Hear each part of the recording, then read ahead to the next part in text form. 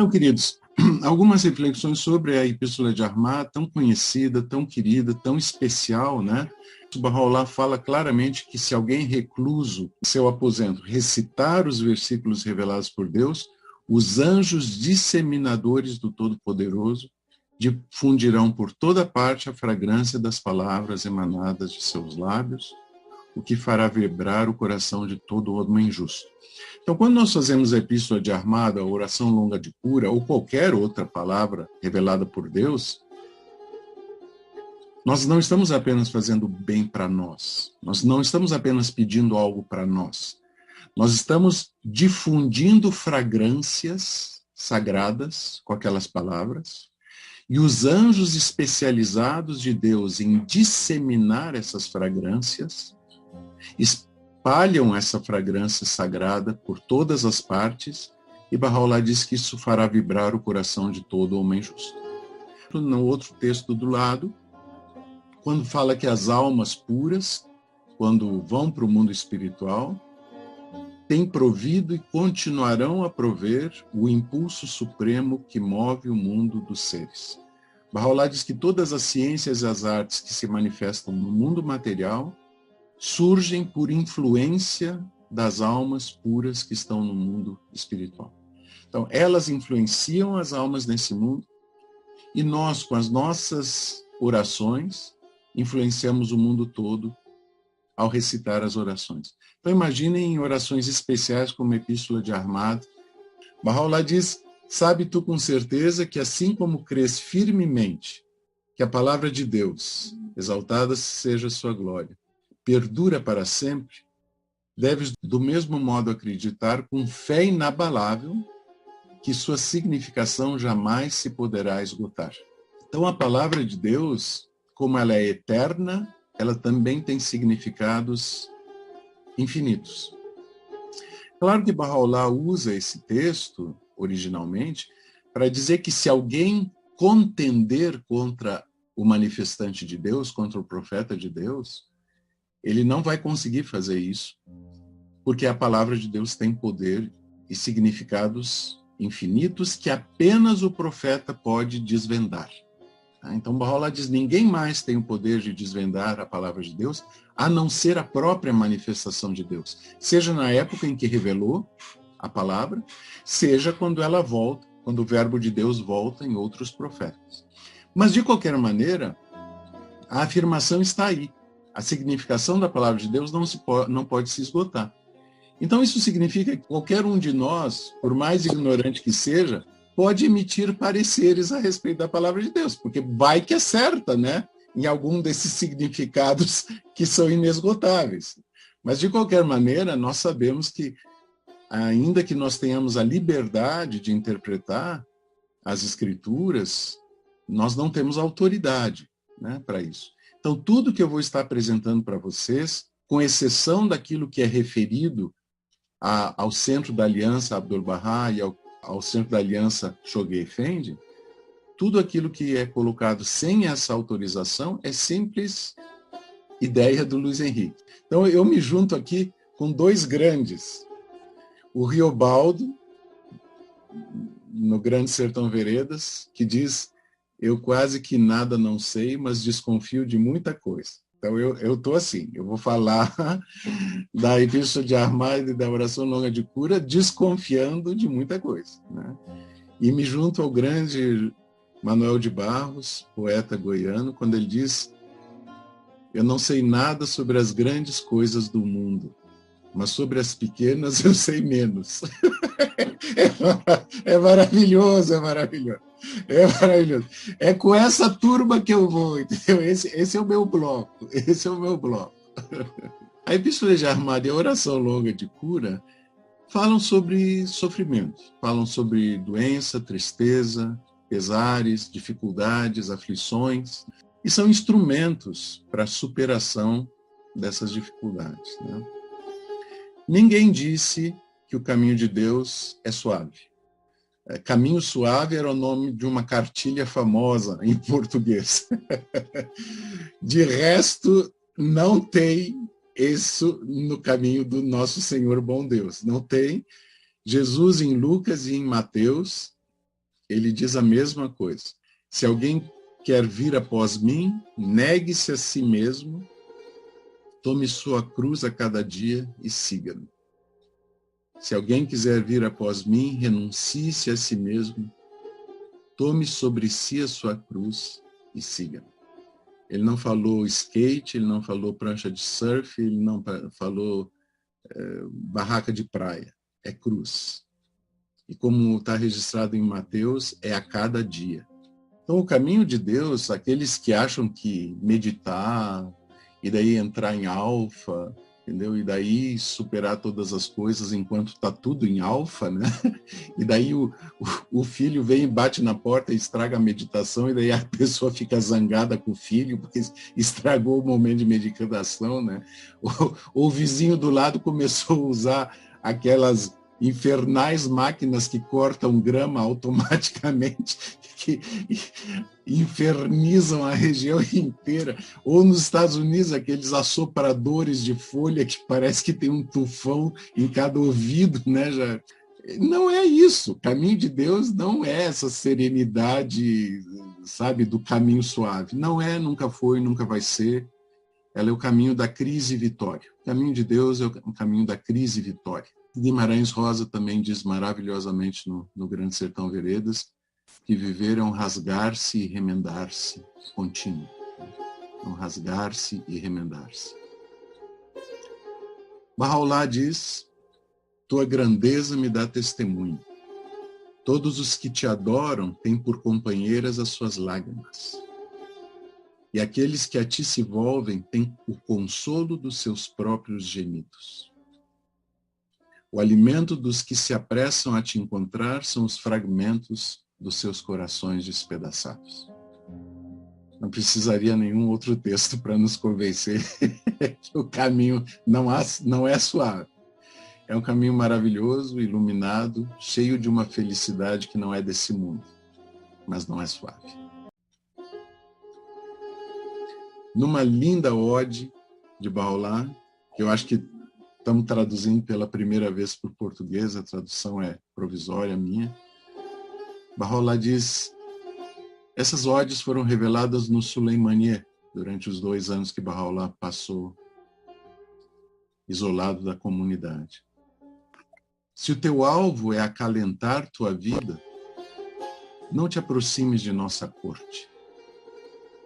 Mas se o sacrifício é o desejo do teu coração, vem, e deixa que outros venham contigo.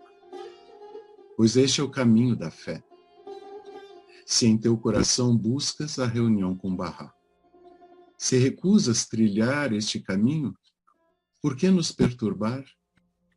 Afasta-te daqui. Em inglês, Jairo, é be gone. Be gone é meio que, olha, vai para o raio que te parta. É muito forte, entendeu? Mas a gente traduziu de uma maneira mais sociável aqui. Afasta-te daqui. E no final de contas, tudo tem a ver com uma outra dimensão de felicidade, né? E a Epístola de Ahmad e a oração longa de cura apontam para essa outra dimensão de felicidade. Que, de novo, Guimarães Rosa, de maneira maravilhosa, o grande Guimarães Rosa, expressa de maneira magnífica na Noites do Sertão, no conto Buriti. Ele diz: Deus nos dá pessoas e coisas para aprendermos a alegria. Depois, retoma coisas e pessoas para ver se já somos capazes da alegria sozinha. Essa é a alegria que Ele quer. Não a alegria baseada em coisas e pessoas, a alegria sozinha. E eu tenho para mim que Bahá'u'lláh faz referência a isso nas palavras ocultas 36 do árabe, quando ele diz: ó filho do homem, regozija-te no enlevo do teu coração. Regozija-te no enlevo do teu coração. Uma passagem que seu Kodrato Sultani, Deus o tenha, apontou muitas décadas atrás, e que realmente me parece resume, não é nas coisas do mundo nem nas pessoas que são retomadas da nossa vida por Deus, que Ele quer que a gente se alegre. É no enlevo do nosso coração. É aí que está a nossa alegria.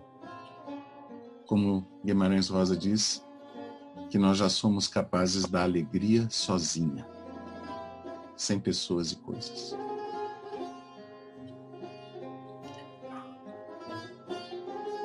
A promessa que existe nas Escrituras de proteção dos crentes e da proteção dos que se voltam para Deus, não só na fé Bahá'í, claro, em cada uma das revelações divinas, é de outra dimensão.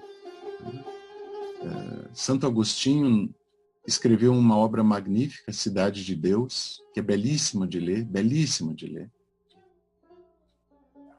Escreveu uma obra inteira para explicar o sofrimento dos crentes. E logo no início da Cidade de Deus, ele diz de uma maneira muito linda que, embora crentes e descrentes sofram da mesma maneira, há uma grande diferença entre aqueles que sofrem. A qualidade daqueles que sofrem é distinta. A gente bota fogo sobre o ouro e sobre a sujeira, mas a qualidade daquele que é queimado é distinta. Então, Baha'u'lláh, numa citação que a Casa de Justiça faz, magnífica, ele faz uma citação do poeta persa Sadi, que é do século XIII depois de Cristo. Então, Baha'u'lláh diz: embora o autor da seguinte frase tivesse nela outra intenção, ainda assim consideramos pertinente a operação da vontade imutável de Deus. E a citação de Sadi é: para o ímpar, tu ganharás a aposta. Para o ímpar, tu ganharás a aposta. Os amigos de Deus, continua Baha'u'lláh, os amigos de Deus haverão de vencer e lucrar sob todas as condições e alcançarão a verdadeira riqueza. No fogo permanecem frios e da água emergem secos. Seus assuntos estão em desacordo com os assuntos dos homens. Eles estão destinados a ganhar, seja qual for a distribuição das cartas. Disso dá testemunho todo sábio com olhos perspicazes e todo justo com ouvidos atentos. Então é a cruz, ela é carregada todos os dias. O consolo são os próprios gemidos, a companheira são as próprias lágrimas, o alimento são os pedaços dos corações despedaçados, mas o destino é a vitória. Mas é claro que é outra vitória.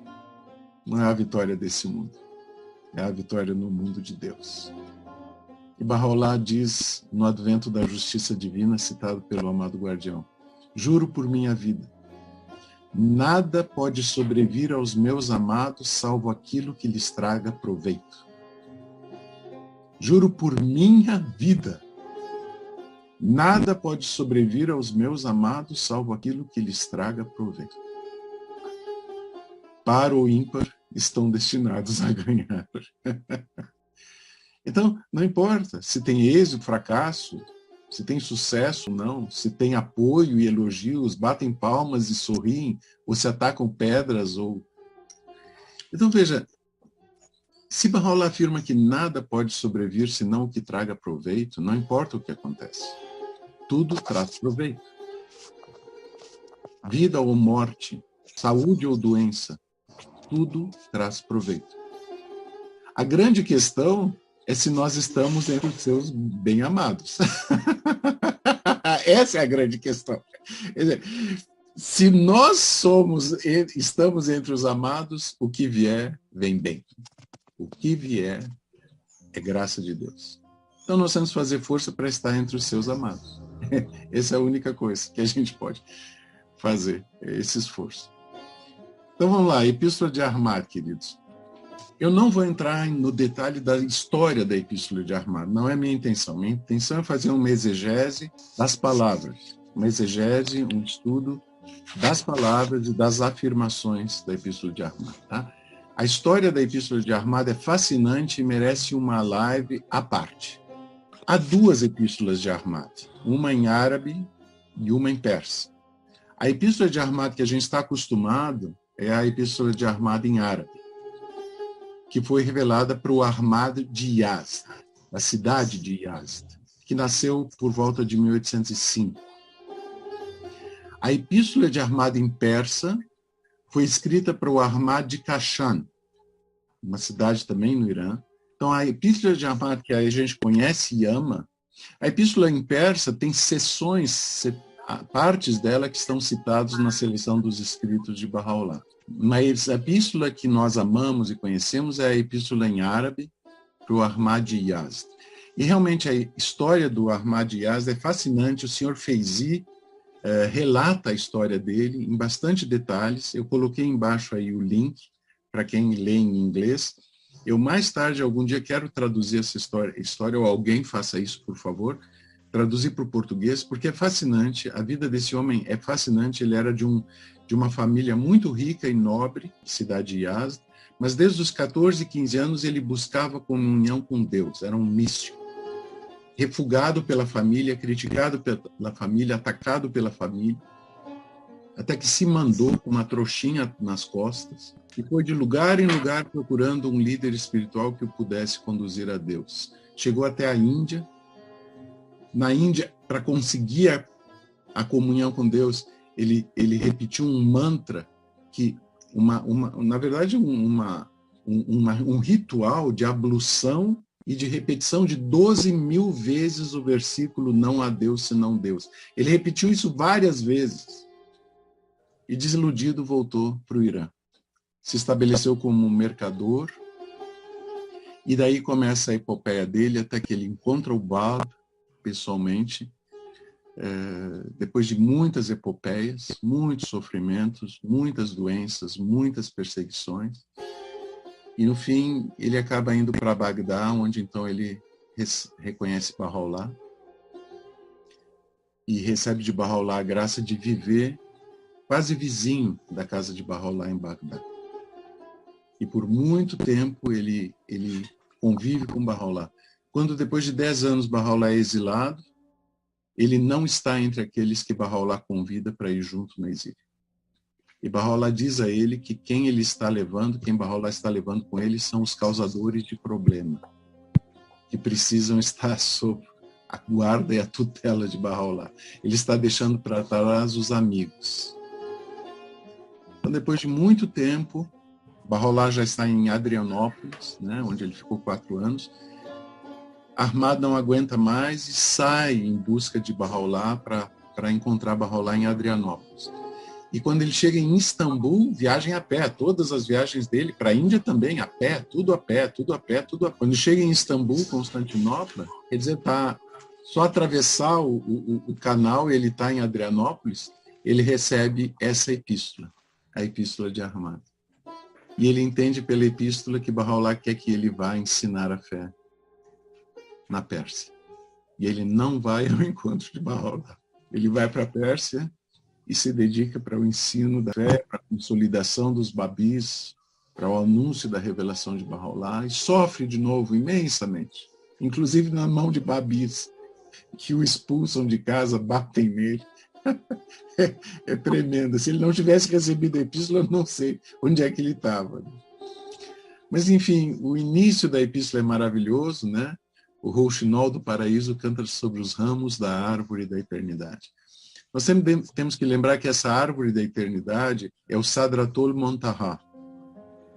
É a árvore além da qual não há passagem, que Muhammad, na sua viagem mística ao 7º céu, encontrou, e que era o último obstáculo antes de chegar a Deus. Quer dizer, na verdade, não é possível ir além da árvore da eternidade.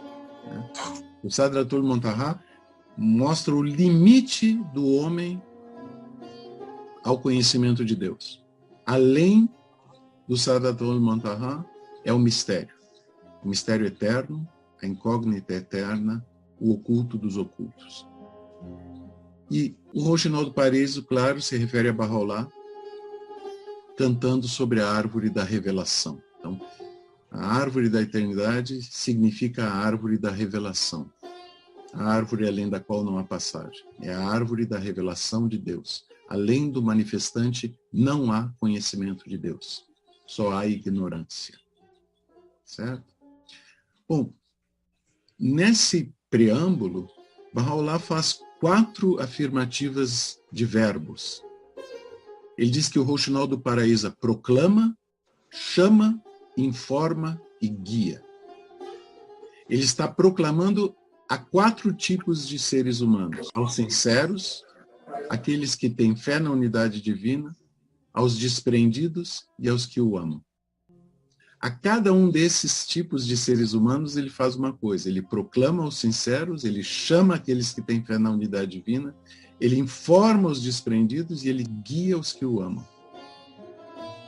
Há coisas distintas. Ele proclama aos sinceros as boas novas de que Deus está próximo.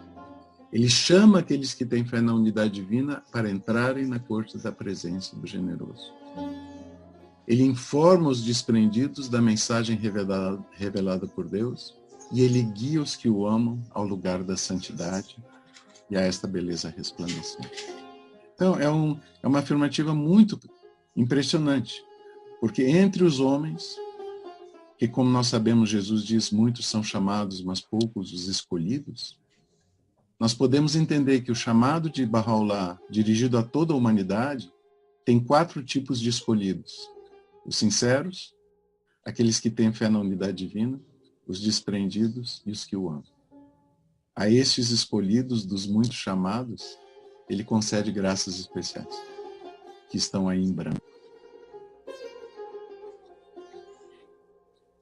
No processo de estudar, tanto a Epístola de Ahmad como a Oração Longa de Cura, algumas mudanças e correções na tradução, que já é tradicional, vão ter que ser feitas. Então, por exemplo, quando Baha'u'lláh diz: "E ser tão constante em meu amor que jamais teu coração vacile, ainda que as espadas inimigas chovam sobre ti seus golpes", a tradução atual diz: "E todos nos céus e na terra se levantem contra ti". Não é o que é dito em inglês. Em inglês está: "E ainda que as espadas inimigas chovam sobre ti seus golpes, e todo céu e terra se levante contra ti". Certo? E todo céu e terra se levante contra ti. Não está falando de todos no céu e na terra. Está falando de todo céu e terra. E como vocês vão ver, céu e terra tem uma significação imensa na Epístola de Ahmad. Aliás, nas escrituras todas, né? Então, basicamente, o que Baha'u'lláh está afirmando é que nós devemos ser tão constantes no seu amor que o nosso coração não vacile, ainda que haja espadas inimigas, e todo o céu e toda a terra se levante contra a gente. Ora, Baha'u'lláh explica que céu e terra não se refere às coisas físicas, se refere a dimensões espirituais. Né? Então, por exemplo, no Kitab Khan, Baha'u'lláh esclarece: por céu se quer dizer o céu da revelação divina. Então, quando as escrituras falam de céu, quer dizer revelação divina. Quando Jesus diz: "Eu desci do céu não para fazer a minha vontade, mas a vontade do Pai que me enviou", ou quando Jesus diz: "Eu sou o pão que desceu do céu", como nós já estudamos em outras ocasiões, está no Evangelho de João, capítulo 6, várias afirmativas de descer do céu. Céu não quer dizer o céu onde tem nuvem. Pelo menos não nuvem física, né? Tem nuvem espiritual também, que são os véus, né? Que impedem o reconhecimento do manifestante. Mas não, o céu representa a revelação divina. No Ican também, Baha'u'lláh explica o termo terra, assim como explica o termo céu. O termo terra significa a terra do entendimento e conhecimento. E céu, o da revelação divina. Então, terra é o entendimento e o conhecimento dos homens. E céu, revelação divina.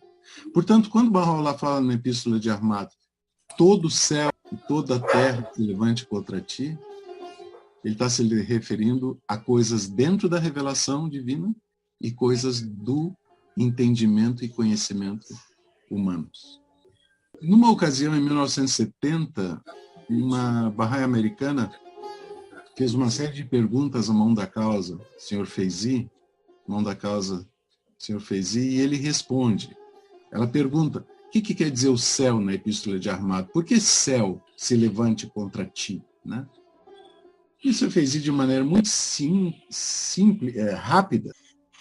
Ele responde, céu, vide Kitabikan, significa os poderes da religião. Então, quando Bahá'u'lláh diz céu e terra, ele está se referindo à revelação divina e ao conhecimento e entendimento dos homens. Eu fiz um pequeno jogo aqui, por exemplo, no Kitabikan, mudando céu e terra pelo significado que Bahá'u'lláh dá às palavras. Então, por exemplo, quando se lê toda a iluminação, todas as bênçãos, a erudição, a compreensão, a fé e a certeza que foram conferidas a tudo o que existe no céu e na terra, se ocultam dentro dessas cidades, e nelas estão entesouradas. Essas cidades, Bahá'u'lláh, significa o verbo de Deus, né? A revelação divina, os livros sagrados. Então, toda a iluminação e todas as bênçãos que foram conferidas a tudo que existe no céu e na terra, se oculta dentro dos livros sagrados. Daqui a um pouco nós vamos adiante, vai ficar mais claro. Então, mudando as palavras e dando o significado que Bahá'u'lláh atribui a elas, o que a gente lê? Toda a iluminação, todas as bênçãos, a erudição, a compreensão, a fé e a certeza que foram conferidas a tudo que existe na revelação divina e no entendimento e conhecimento dos homens, se ocultam dentro dessas cidades. Tá certo? Então, essa cidade, Bahá'u'lláh diz, é a cidade da certeza, está no Iqan também, né? E ele diz que essa cidade é o verbo de Deus, é o Pentateuco, é o Evangelho, é o Alcorão, é o Bayan, e é a revelação de Bahá'u'lláh como um todo, mas, claro, mais especificamente o Kitab Aqdas, que é o seu próprio livro.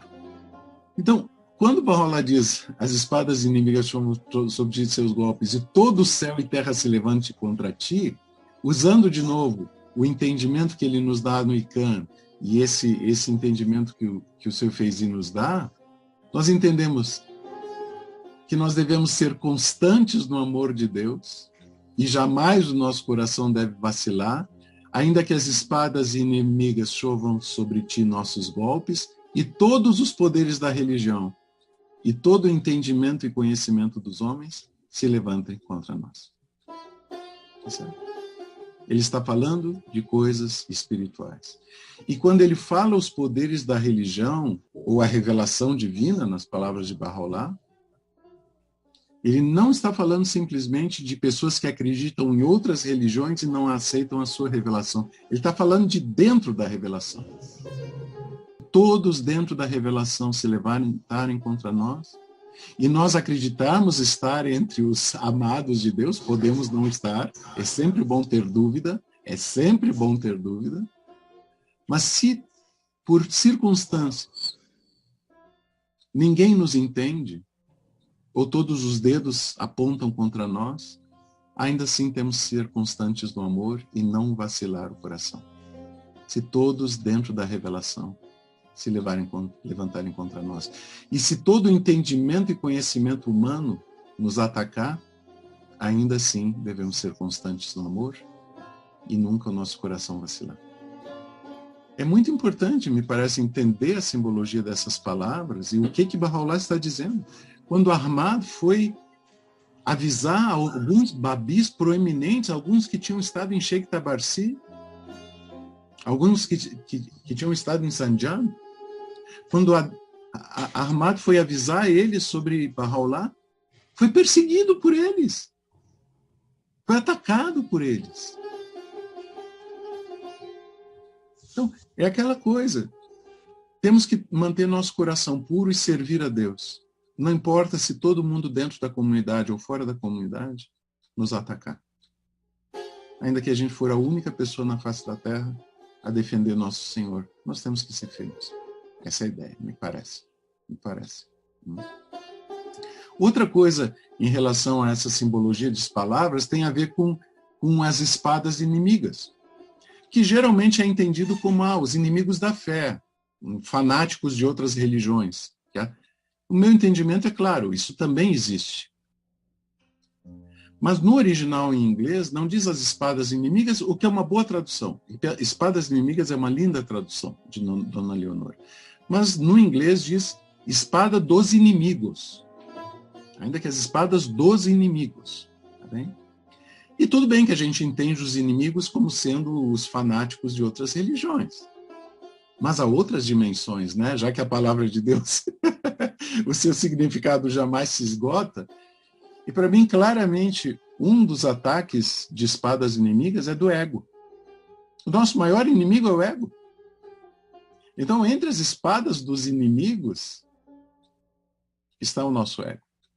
E nós temos que ser tão constante no amor a Deus que jamais nosso coração vacile, ainda que o nosso ego nos faça tropeçar e cair. E vai fazer muitas vezes. E vai fazer muitas vezes. Isso fica claro em várias passagens de Bahá'u'lláh. Seleção dos escritos, né? Ele repete essa afirmativa, né? Não te deixando ser impedido pelo clamor dos desatentos, nem pela espada do inimigo, que é bem como está em inglês na Epístola de Armado, espada do inimigo. Então veja, não te deixando ser impedido pelo clamor dos desatentos, dos infiéis, mas também não pela espada do inimigo do ego.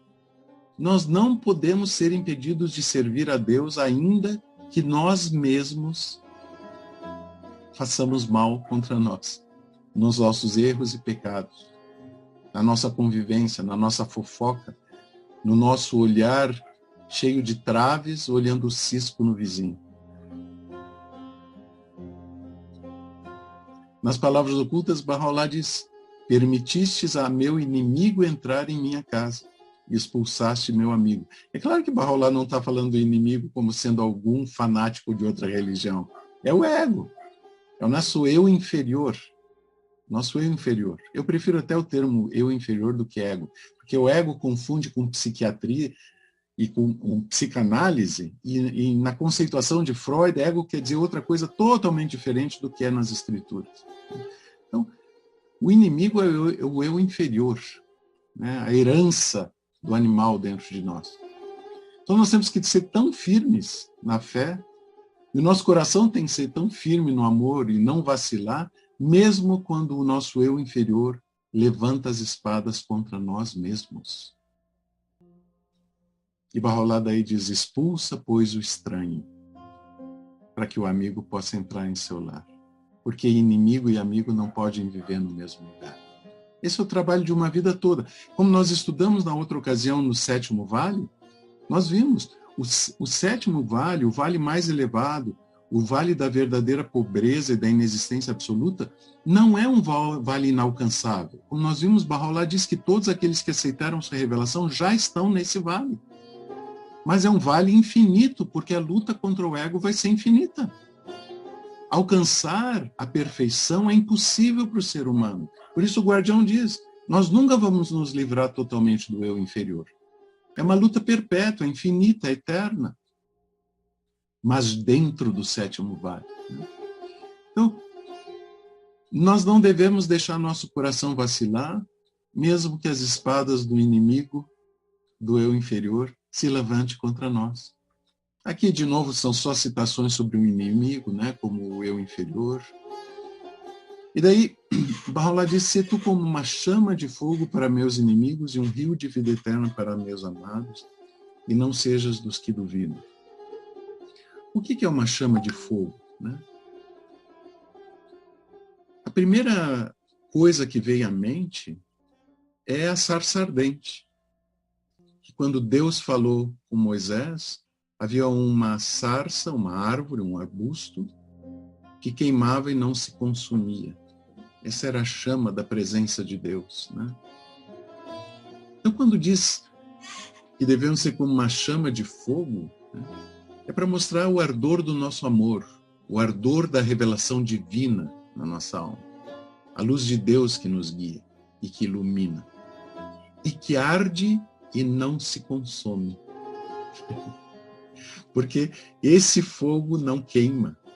Esse fogo dá vida. É o fogo da palavra de Deus. E isso deve iluminar os inimigos. e um rio de vida eterna para meus amados.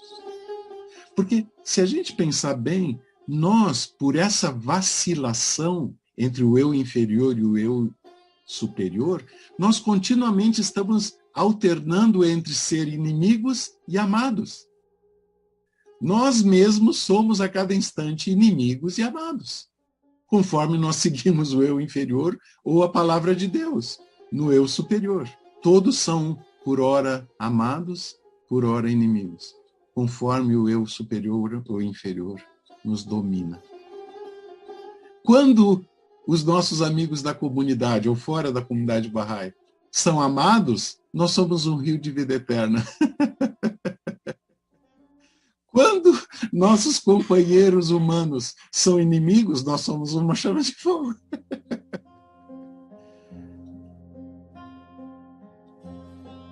Eu quase que nada não sei, mas desconfio de muita coisa. Essa é a ideia. E, de novo, me parece que tudo isso vem, outra vez, sendo reforçado quando Baha'u'lláh diz: e se fores atingido por aflições no meu caminho, ou humilhado por minha causa, nem por isso te perturbes. Essa humilhação não é necessariamente porque fanáticos religiosos nos chamam de hereges, de doidos, de loucos, de pecadores, de desencaminhados, de seguidores dos falsos profetas. Não, humilhado por minha causa, por quê? Porque eu fiz uma fofoca. Me humilhei. Por que eu me humilhei? Por causa de Deus. Porque se Baha'u'lláh não tivesse proibido a fofoca, eu não estava humilhado. E aflições no caminho de Deus, de novo, não é o ataque dos inimigos. Pessoas, nós vamos adiante. Apesar de tudo. Apesar das espadas inimigas do meu eu inferior, apesar das espadas inimigas do eu inferior dos meus amigos, da falta de entendimento e compreensão dos homens, e apesar da falta de solidariedade dentro da revelação, não importa. Ou seja, vejam, a Epístola de Ahmad não é simplesmente sobre Bahá'ís e não Bahá'ís. É sobre Bahá'ís e Bahá'ís. É sobre o Bahá'í e o próprio Bahá'í. É sobre o eu inferior e o eu superior. O tempo todo. Oh, suas superstições se tornaram véus entre eles e seus próprios corações. As interpretações equivocadas da Bíblia, do Alcorão, né? As simbologias não compreendidas, mas também nós. Nós também temos superstições, nós também temos véus entre nós e nossos próprios corações. E às vezes a gente tem que fazer psicanálise, terapia individual, terapia de grupo, porque nós temos um monte de superstições que nos vêm da infância, da adolescência, e a gente carrega com a gente para dentro da fé. Que nos afastam do caminho de Deus. Fazem a gente errar, fazem a gente pecar, fazem a gente se desviar. Não é só a respeito dos que não reconhecem a manifestação. A Epístola de Ahmad é a respeito da própria comunidade e de nós mesmos. Me parece. Desconfio de muita coisa. Né? Bom, quem se afastou dessa beleza afastou-se também dos mensageiros do passado e mostra orgulho para com Deus desde toda a eternidade e por toda a eternidade. E, de novo, na nossa gangorra entre eu inferior e eu superior, nós também nos afastamos dessa beleza muitas vezes. E na hora que a gente se afasta da lei de Baha'u'lláh e do que Baha'u'lláh pediu, nós nos afastamos dos mensageiros do passado. Na hora que a gente não segue como deveria seguir, de acordo com o quinhão de cada um tem um quinhão para seguir isso. Mas na hora que a gente não segue conforme o nosso quinhão, nós nos afastamos da aliança de Baha'u'lláh e da aliança eterna. Aprende bem esta epístola, ó Ahmad. O que quer dizer aprende bem essa epístola? Eu acho que no mínimo é memorizar. Tenho para mim que no mínimo é memorizar. E também acho que é entender as simbologias que até agora a gente esteve aí um pouquinho investigando. Acho que menos que isso não é. aprender bem. E daí Bahá'u'lláh promete que quem a entoa tem a recompensa de 100 mártires e um serviço em ambos os mundos. Bom, a gente, em geral, olha para o serviço em ambos os mundos. Maravilhoso, Deus meu, só por ler a epístola, ou recitar a epístola, eu vou ter um serviço em ambos os mundos. Isso é a maior bênção. Não há maior bênção que servir a Deus. Não há maior bênção que servir a Deus. Abdu'l-Bahá diz numa epístola que só há 2 graus na criação. O grau de Senhor, que pertence exclusivamente a Deus, e o grau de servo. Então, se nós quisermos ser alguma coisa grande no nosso grau, tem que ser de servo e não de senhor. Então isso sempre atrai a gente, muito, né? Muito. E a gente, em geral, passa rapidinho por cima do recompensa de 100 mártires, que é meio complicado de entender. Por que recitar uma epístola vai conceder a alguém a recompensa de 100 mártires? Mas é uma promessa. Dá para entender essa recompensa de 100 mártires de muitas maneiras. Muitas dimensões nessa promessa. E o amado guardião, numa das suas cartas, ele diz: estas orações obrigatórias diárias, as 3, juntamente com algumas outras específicas, como a oração de cura e a epístola de Ahmad, foram investidas por Bahá'u'lláh com potência e significado especiais. E, portanto, devem ser assim aceitas e recitadas pelos crentes com inquestionável fé e confiança. Se alguém duvidar que a recitação da Epístola de Ahmad pode lhe conceder a recompensa de 100 mártires, não está aceitando o que diz ali, não está recitando o que diz ali com inquestionável fé e confiança, porque é uma promessa que está sendo dada. E por que é tão forte? Por que é tão especial? Vejam daí como o guardião nos elucida essa promessa. O amado guardião escreve: cada dia tem certas necessidades.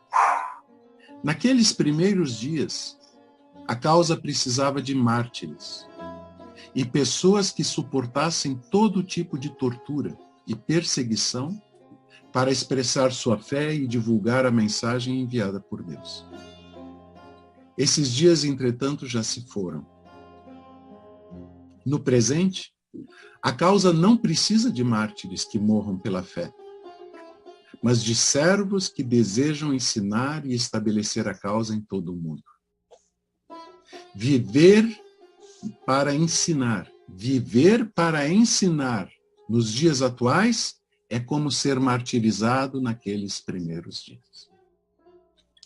Viver para ensinar nos dias atuais é como ser martirizado naqueles primeiros dias. E como a gente perde tempo com maratonas do Netflix. É o espírito que nos move que conta. É o espírito que nos move que conta, não o ato pelo qual esse espírito se expressa. Olha a grandeza, a extraordinária grandeza dessa afirmação. É o espírito que nos move que conta, não o ato pelo qual esse espírito se expressa. E esse espírito é servir a causa de Deus com todo o coração e alma. Ainda que as espadas inimigas chovam sobre ti, seus golpes, e todo céu e terra se levante contra ti.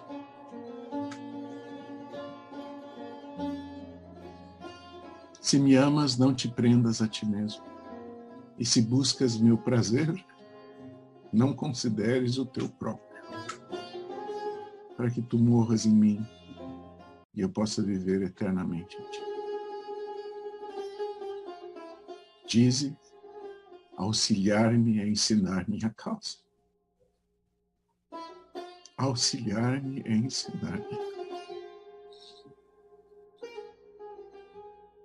Obad, é melhor ensinar uma só alma do que possuir tudo que está na terra. O campo do martírio é o lugar do desprendimento do ego. E ao mesmo Senhor querido, Senhor Feyzi, a mesma pessoa pergunta: por que recompensar 100 mártires por recitar a Epístola de Ahmad? E o seu Feizinho, com toda a paciência de uma mão da causa, responde: o objetivo da oração é sujeitar a própria vontade à vontade de Deus. E se alguém for capaz de fazê-lo, terá a recompensa de 100 mártires. E no fim, a promessa extraordinária. Se alguém em aflição ou tristeza recitar essa epístola com sinceridade absoluta, Deus lhe banirá o desgosto, resolverá as dificuldades e removerá as aflições. Isso aqui eu tirei do site em Portugal, onde tem o verbo em mesóclise. Não se usa em português, não é a forma mais elegante. Deus lhe banirá o desgosto, resolverá as dificuldades e removerá as aflições. Está assim no nosso livro, está correto no nosso livro. Então, primeiro, eu sempre embuto uma oração dentro da Epístola de Armato. Quando chega esse momento, né, recitar essa epístola com sinceridade absoluta, meu coração diz: oba, Raulá, me concede sinceridade absoluta. Então, é uma oração dentro da oração, uma súplica dentro da súplica. Me dá essa sinceridade absoluta, para que essas coisas que agora tu prometeste possam acontecer, porque senão a promessa não é só de recitar a oração, é de ter sinceridade absoluta. Então, é uma súplica dentro da súplica. Eu acho fundamental. Banirá o desgosto, resolverá as dificuldades e removerá as aflições.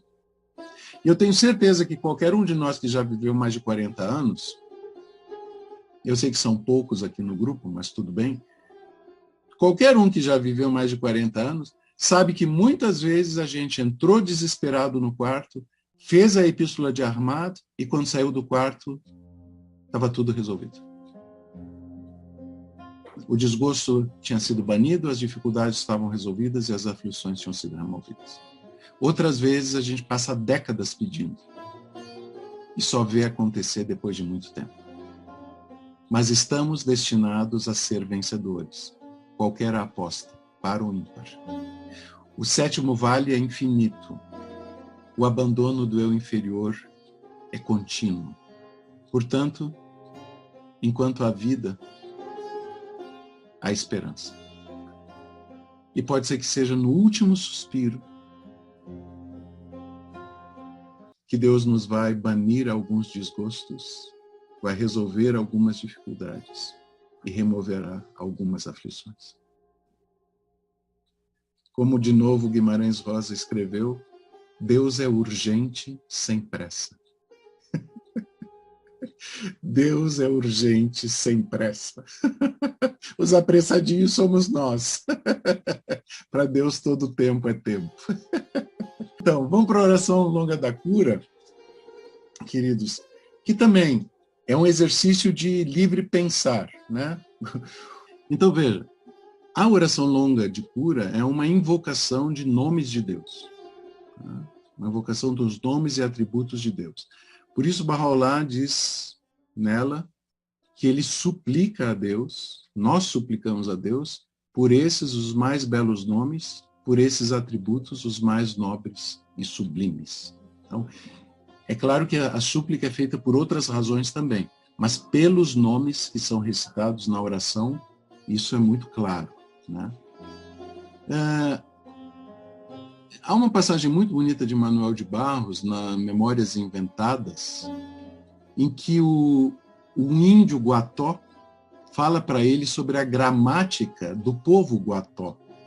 E a gramática do povo Guató, o Manuel de Barros fala, diz que era a gramática mais pobre em extensão e mais rica em essência. Constava de só uma frase, a gramática do povo Guató constava só de uma frase: os verbos servem para emendar os nomes. Em algumas línguas germânicas, especialmente no Hochdeutsch, o alemão mais elevado, todos os nomes são escritos em letra maiúscula. Na gramática em alemão, todos os substantivos são escritos com letra maiúscula.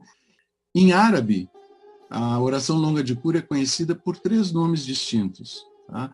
Como epístola longa de cura, como epístola de cura e como epístola de tu o suficiente. São 3 nomes tradicionais para aquilo que nós chamamos de epístola longa de cura. Tá? O Dr. Daniel Pshida, jovem, muito jovem, mas maravilhoso o trabalho que ele fez sobre a oração longa de cura. Ele deu apresentações bem recentes, em 2020, no Instituto Wilmette, e vale a pena ir na internet olhar toda a exposição dele.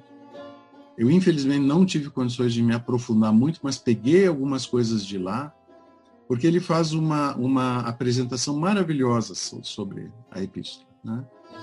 Ele diz que os nomes de Deus são invocados 296 vezes no total, durante a oração longa de cura. 126 nomes são distintos, são nomes isolados, né? 9 vezes 14. São 39 versículos em que 3 nomes são repetidos, e mais 2 nomes, que dá então um total de 119 nomes invocados. 91 nomes, se a gente reduzir esses nomes à raiz comum, porque algumas palavras têm a mesma raiz, que multiplica o número de nomes. 38 dos 40 versículos têm 19 palavras cada. É coisa que se perde na tradução, né? Mas no original, dos 40 versículos, 38 tem 19 palavras. 19 é um número sagrado, né? Gramaticalmente, os versículos têm 38 sílabas, e que quando são pronunciadas ou recitadas, são tipicamente 35. Os 3 nomes em grupo, em cada versículo, geralmente no árabe, rimam entre eles. Eu vou mostrar para vocês, tá? Só estou ressaltando agora para poder ter olhos para enxergar na hora, tá? Em geral, os 3 nomes em grupo são rimados entre si, né? E o Dr. Pshida diz que a oração longa de cura é ritmada, é hipnótica, uma cadência consistente, porque a maioria das linhas tem o mesmo número de sílabas. São como versos, na verdade, rimados. Então veja como em árabes, aqui eu botei os versículos 1, 2, depois 4 a 6, 8 e 9 e 11 a 18, só como exemplo. Veja, em árabe diz bikaya, bikaya. Esse bikaya é eu te invoco. Bika é você, tu, em árabe. E ya, nós já sabemos, é ó, né? Como a gente diz, ya bahaulapá, ó tu, a glória do mais glorioso. Ya é ó. Então, bikaya seria ó tu. Nas traduções para o inglês e para as línguas ocidentais, fica eu te invoco, e eu estou propondo uma mudança, porque não é invocar, é clamar. Mas isso está em processo ainda. Todas as observações que eu vou fazer sobre a oração longa de cura são provisórias, absolutamente provisórias, tá? Mas veja que no original em árabe, não diz apenas eu te invoco, ó tu clemente, ó tu misericordioso, ó tu que curas. Não, no original, para cada um dos nomes de Deus é repetido bikaya. Bikaya alio, bikaya vafio, bikaya barrio. É como se cada nome de Deus tivesse de novo, eu te invoco, ó tu clemente, eu te invoco, ó tu misericordioso, eu te invoco. Só que nas línguas ocidentais, isso fica muito longo. Então a tradução coloca só no início do versículo, percebe? E veja como há a rima no árabe. Veja o 4, por exemplo. Bikaya Subhan, Bikaya Kodzan, Bikaya Musran. Os 5, Bikaya Alim, Bikaya Hakim, Bikaya Azim. Vejam a rima que se perde na tradução. Se a gente numerar os versículos, a gente vai encontrar 39, clamo por ti, ou eu te invoco, né? E depois no 40, existe os 2 nomes a mais, que lá em cima o Dr. Pshida mencionava, e depois vem as promessas, né? Vem as promessas. Existe uma súplica inicial por 3 graças divinas, ou 3 favores divinos. Então, Bahá'u'lláh suplica pela generosidade, pela misericórdia e pela graça de Deus. Para cada um, ele faz uma súplica.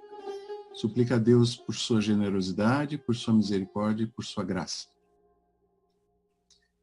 Pela generosidade, Baha'u'lláh diz que, através dessa generosidade, os portais da graça e da bondade se abriram de par em par. E o templo da tua santidade se estabeleceu sobre o trono da eternidade. Através da misericórdia, pela misericórdia de Deus, todas as coisas criadas foram convidadas à mesa dos teus favores e dádivas. E suplico-te por tua graça, através da qual respondeste em teu próprio ser com tua palavra sim, em nome de todos os céus e na terra. Cada uma desses estágios se referem a um tempo que está colocado ali em A e B, que é um tempo sinonímico. É o mesmo tempo, mas Baha'u'lláh expressa ele de duas maneiras distintas.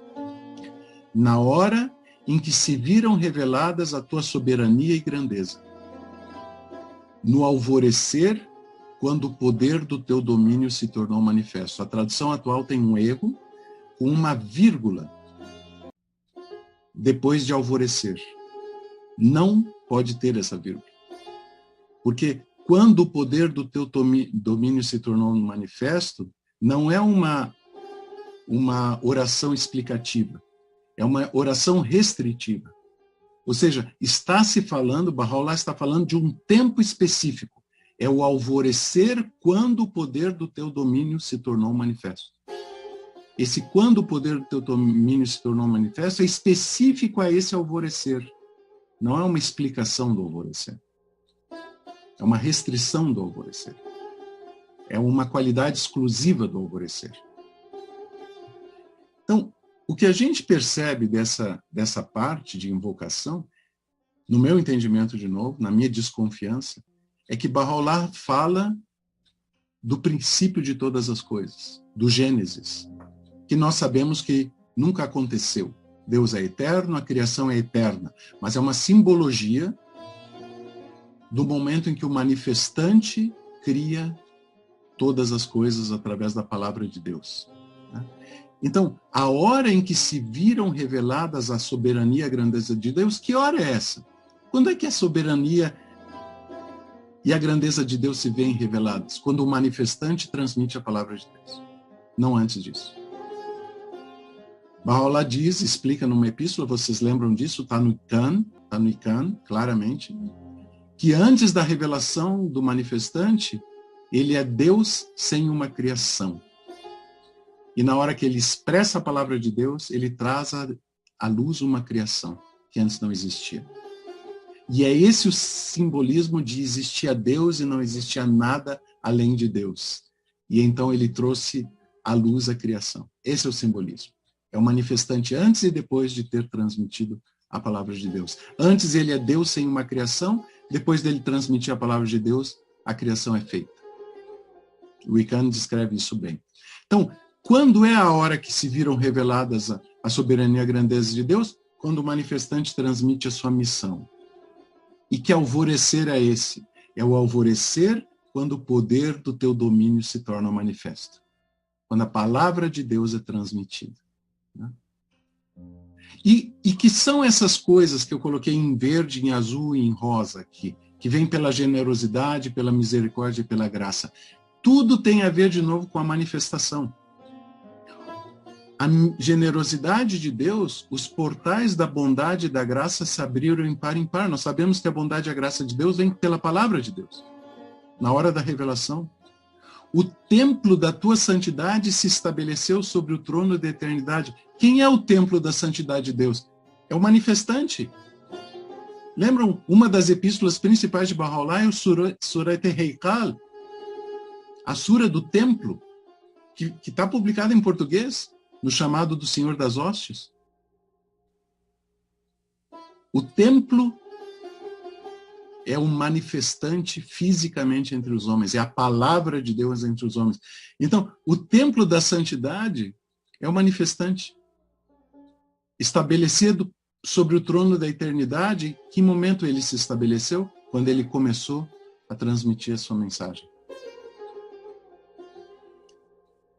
E a misericórdia de Deus, o que tem a misericórdia de Deus fazendo, pela qual Bahá'u'lláh suplica no momento da revelação? Porque através dessa misericórdia, através dessa revelação divina, Deus convida todas as coisas criadas à mesa dos teus favores e dádivas. A mesa que Jesus fala aos cristãos, que muitos está em Mateus 8, muitos virão do Oriente e do Ocidente e se sentarão na mesa de banquete celestial de Abraão, Isaque e Jacó. E os filhos do reino serão jogados fora, onde haverá prantos e ranger de dentes. A mesa de banquete é o alimento celestial dado pela palavra de Deus, da qual Jesus é o pão, e o qual Moisés trouxe o maná. Então, pela revelação, Deus convida todos a se alimentarem da sua palavra, na mesa de banquete que ele traz pela revelação divina. E depois, pela misericórdia de Deus, está em rosa, através da qual tu respondeste em teu próprio ser com tua palavra sim, em nome de todos nos céus e na terra. O que quer dizer isso? Deus é nosso procurador. Os seres humanos ignorantes que não reconhecem a palavra de Deus, que rejeitam a palavra de Deus, que crucificam a palavra de Deus, que botam a palavra de Deus na prisão, que torturam, que envenenam, os negadores, nós somos negadores da palavra de Deus. Deus, por misericórdia e por procuração, responde sim em nosso nome, para que nós tenhamos a possibilidade da salvação. Então, antes de nós sermos capazes de dizer sim, ele disse sim em nosso nome, como procurador da sua criação. Sabem, não sei se vocês já brincaram com isso, quando tem água correndo numa superfície, ou até quando está chovendo no vidro, a gente, com o dedo, puxa a água para um canto e a água começa a ir para outro caminho. Esse é o trabalho de Deus. Ele diz sim primeiro, e daí a gente consegue dizer sim depois. Mas ele abre o caminho. E daí Bahá'u'lláh suplica novamente: por estes os mais belos nomes, por esses atributos os mais nobres e sublimes, por tua lembrança excelsa, por tua pura e imaculada beleza, por tua luz oculta no pavilhão mais oculto, e por teu nome vestido com o manto da aflição toda manhã e noite. Fiz mudanças na tradução, tá? Eu já vi palestras de amigos barrais, estudiosos da oração longa de cura, dizendo que cada uma dessas 4 coisas, a lembrança excelsa, a pura e imaculada beleza, a luz oculta no pavilhão mais oculto e o nome, se referiam a diferentes manifestações. Eu entendo que se refere à revelação de Deus como um todo de novo.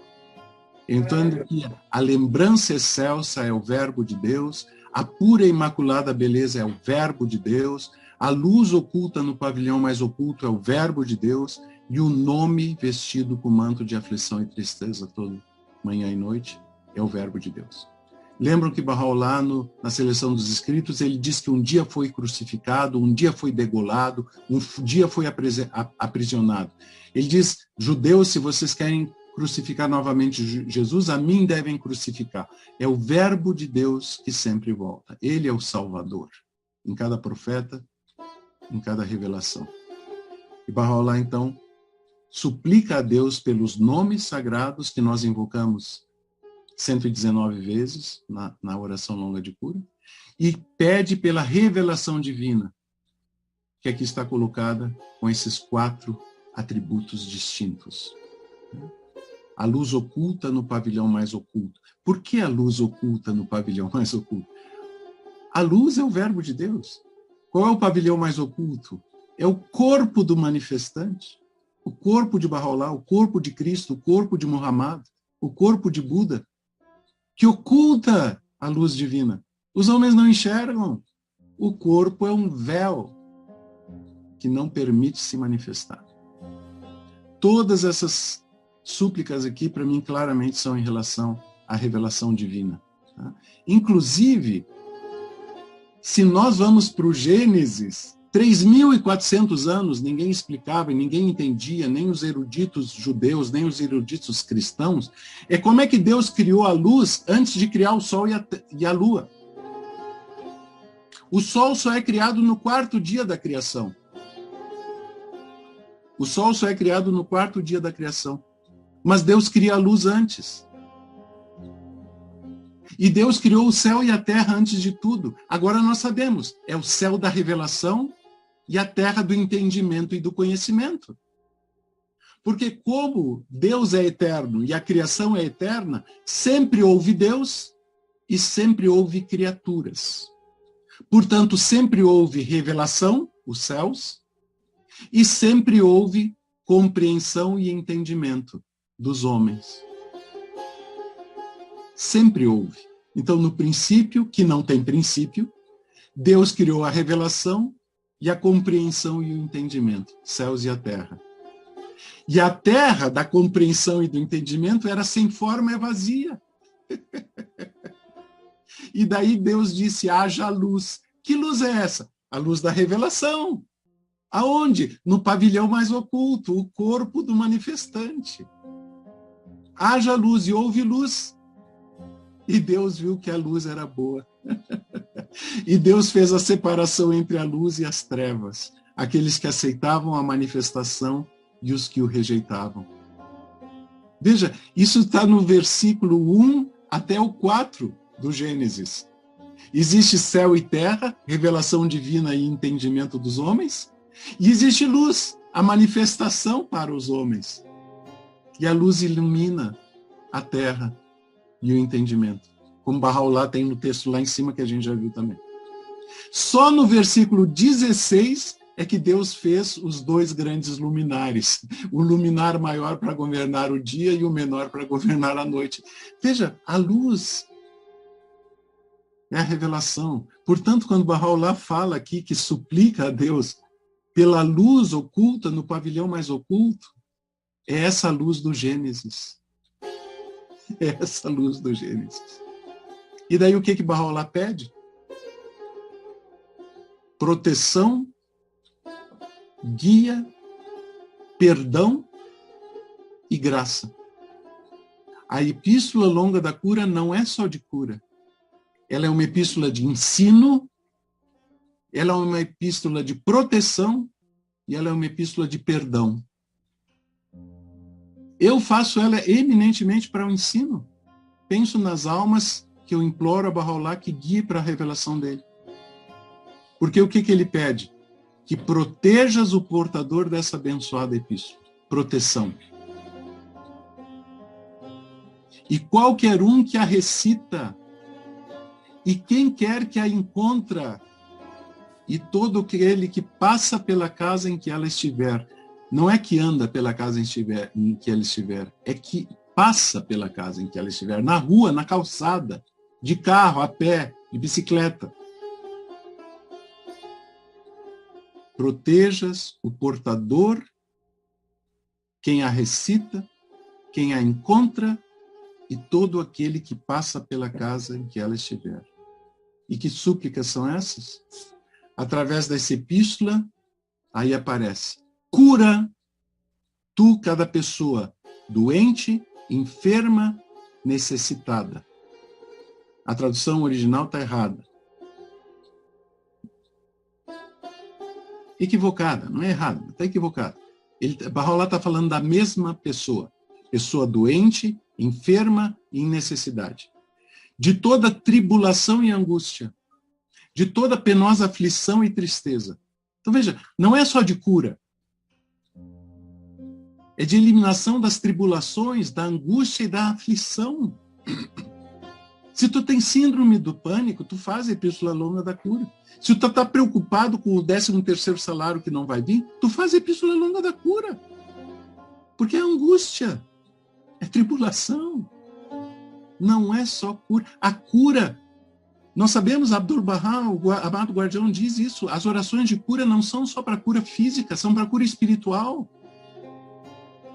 Falta de confiança em Deus é oração longa de cura. Medo, oração longa de cura. Dificuldade na comunidade, fora da comunidade, oração longa de cura. Que mais daí ele pede? Guia tu por ela qualquer um que deseje entrar nas veredas da tua guia. É uma oração de ensino. Guia tu por ela qualquer um que deseje entrar nas veredas da tua guia. É aquilo que lá na Epístola de Ahmad dizia, os sinceros, os que o amam, os desprendidos, os que têm fé na unidade divina. É de ensino. Guia tu por ela todos aqueles que devem se aproximar da revelação e todos que querem entrar nos caminhos do teu perdão e da tua graça. É uma oração de perdão e de bênção. É muito mais do que oração longa de cura. Ela revela os segredos do Gênesis, ela elucida os mistérios da revelação, ela tem um monte de dimensões que a gente só desconfia. Queridos, muito obrigado.